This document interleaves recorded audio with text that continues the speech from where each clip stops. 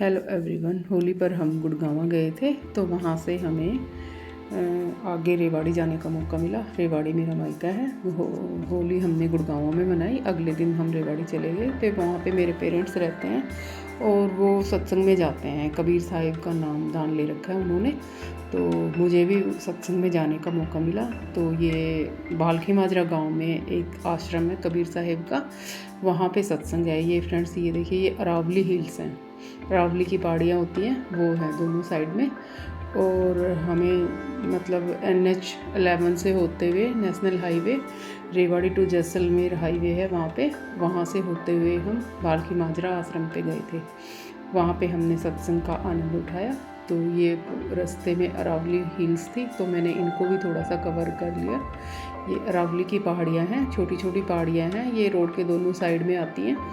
तो ये मुझे अच्छी लगी, व्यू मुझे अच्छा लगा, इसलिए मैंने इसको कैप्चर कर लिया। और इसके बाद हम सत्संग में पहुँचे और वहाँ पे हमने सत्संग का लाभ उठाया। कबीर साहब की वाणी सुनी हमने, और बचपन से ही हमारे घर में सत्संग होता था तो इसलिए इंटरेस्ट तो मेरा पहले से ही था। तो ये देखिए फ्रेंड्स, ये हम कबीर साहिब के आश्रम में पहुंच चुके हैं। यहाँ पे कोटेशन लिखी हुई है, ऐसी वाणी बोलिए मन का आपा खोए, औरन को शीतल करे आपको शीतल होए। तो जगह जगह पे अलग अलग कोटेशन लिखी हुई है कबीर साहिब की वाणियों की। तो ये हम अंदर पहुँच चुके हैं, कबीर आश्रम के अंदर पहुँच चुके हैं। और यहाँ पे अंदर एक बड़ा सा कमरा बना हुआ है, ये बड़ा सा कमरा है और यहाँ पे सत्संग होता है। तो यहाँ पे सत्संग होता है और सत्संग की तैयारियाँ अभी चल रही हैं। एक साइड में भंडारा लगा हुआ था तो वहाँ पे हमने खाना खाया, भंडारा खाया। और ये देखिए कोटेशन लिखी हुई है, मानुष जन्म पाए नर पाए के चूके अब की घाट, जाए परे भव चक्र में सहे घनेरी लात। तो ये जगह जगह सारी कोटेशन तो मैं आपको नहीं पढ़ के सुना सकती, लेकिन कुछ कुछ सुना सकती हूँ। तो ये मैंने कोटेशन कवर कर रखी है और आप इसमें से पढ़ सकते हैं। बहुत ही आनंद आया हमें सत्संग सुनते हुए। महाराज जी ने बहुत अच्छी अच्छी बातें बताई। और यहाँ पे ये सत्संग की तैयारियाँ चल रही है, ये महाराज जी हैं और ये सत्संग की तैयारियों के लिए माइक वगैरह सेट कर रहे हैं। और यहाँ पे अभी थोड़ी देर में सत्संग होगा। तो ये देखिए फ्रेंड्स, ये सत्संग के कुछ क्या होगा, गलत सोचने से भी हम उतने ही गलत हो जाते हैं। इसको कोई यहाँ तक कोई पहुंचेगा ना तब तो बहुत कठिन है, बहुत ही ज्यादा। ये जो अध्यात्म है ना, बहुत बारीकी से काम करता है। धर्म का मतलब इतना ही नहीं होता है कि हम कहीं मंदिर में चले गए और किसी चित्र के सामने, किसी मूर्ति के सामने हाथ जोड़ दिए, फूल चढ़ा दिए, आरती कर लिए, या माला घर में ही बैठ करके माला जप लिए, या घर में ही कोई चित्र या मूर्ति बना करके पूजा आरती वंदन कर लिए, या किसी चले गए किसी नदी में स्नान कर लिए। ये कोई धर्म नहीं है, सच बताऊं ना, ये कोई धर्म नहीं है। मैंने तो कहीं पढ़ा ही नहीं कि यह धर्म होता है, किसी की पूजा करना धर्म है। कहाँ लिखा है कि अमुक की पूजा कर लो धर्म है? किस शास्त्र में? वेद में तो है नहीं, उपनिषद में नहीं है, छवो दर्शन में नहीं है।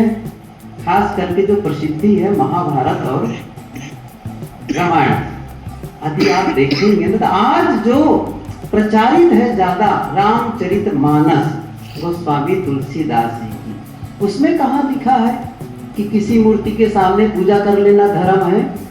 उसमें क्या लिखा गया है बताऊं? परम धर्म श्रुति विदित अहिंसा, पर निंदा सम अघन गरिंसा।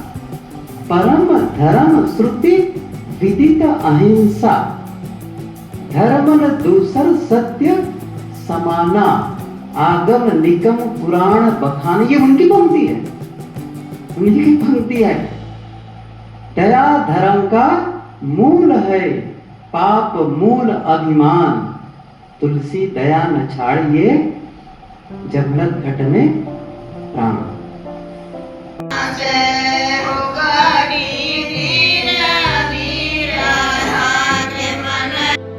की मौलिक रचना मूल ग्रंथ है। साहब कहते हैं 5 तत्व का पूतरा युक्ति रची मैं कीऊ, मैं तो पूछो पंडिता शब्द बड़ा की जीव। 5 तत्व का पूतरा मानुष दरिया नाव, एक कला के बीच रे विकल हो सब ठाव। ये बीजक मूल की साखी हैं और बहुत ही मार्मिक साखी हैं। साहब कहते हैं 5 तत्वों से बना हुआ है। संसार में 5 तत्व पृथ्वी, जल, अग्नि, वायु और आकाश, ये 5 तत्व अनादि हैं, सदा से हैं। और जो चेतन जीव है वो भी अनादि और सदा से है। परंतु जो जड़ होता है, जड़ परिवर्तनशील है, उसका मूल स्वरूप कभी नष्ट नहीं होता, बदलता नहीं है। साइंस भी इस तथ्य पर पहुंच गई है। पदार्थों को जब हम उनके टुकड़े करते जाएंगे तो आखिरी में जो सबसे सूक्ष्म इकाई परमाणु, फिर उसको तोड़ा नहीं जा सकता। तो भौतिक क्षेत्र में पदार्थ की सबसे सूक्ष्म इकाई परमाणु है। परमाणु से मिलकर अणु बनता है, अणु से मिलकर ट्रेन अणु बनते हैं और बहुत सारे अणु परमाणुओं को मिलकर ये सारा संसार, ये हमारा शरीर बना हुआ है। तो साहब कहते हैं 5 तत्व का पूतरा, सबका शरीर 5 तत्वों से बना हुआ है।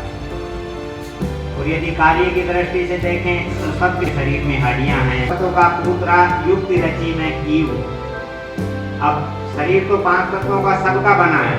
मनुष्य का शरीर भी 5 तत्वों का है, पशु पक्षी का भी। एक छोटे से छोटे कण में भी 5 तत्व है। परंतु सद्गुरु कहते हैं युक्ति रची मैं कीऊ। ये जो मनुष्य का शरीर है, ये मनुष्य का जीवन है, ये अन्य 4 प्राणियों में से श्रेष्ठ जीवन है।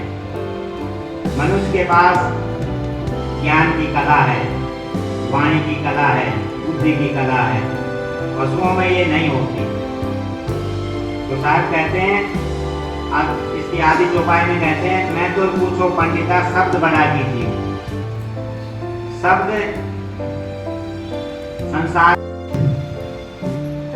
आज भी उनके प्रति हमारी श्रद्धा बनी है और हजारों साल बीतेंगे या फिर जब तक सूरज चांद रहेगा, इन महापुरुषों की सुगंधी फैलती ही रहेगी। क्यों? क्योंकि उन्होंने वैसा जीवन जिया। वे अपने जीवन को संवारे। गुणों के नाते वे महान हुए, रूप सौंदर्य के नाते नहीं। मनुष्य मर सकता है, शरीर मरता है, लेकिन मनुष्य के जो गुण हैं, उसका जो कर्म है, अच्छे बुरे, वही इस धरातल पर हमेशा मौजूद रहते हैं। अगर मनुष्य अच्छा कर्म किया है, अच्छा जीवन जिया है, तो उसके जाने के बाद संसार में उसकी अच्छी यश कीर्ति फैलती है। और बुरा कर्म करके जाता है, गलत आचरण, गलत व्यवहार करके इस दुनिया से मनुष्य जाता है, तो फिर वह उस ढंग से याद किया जाता है। निशान ओ बंदे मत करे तू अभिमान, मत करे तू अभिमान ओ बंदे झूठी दे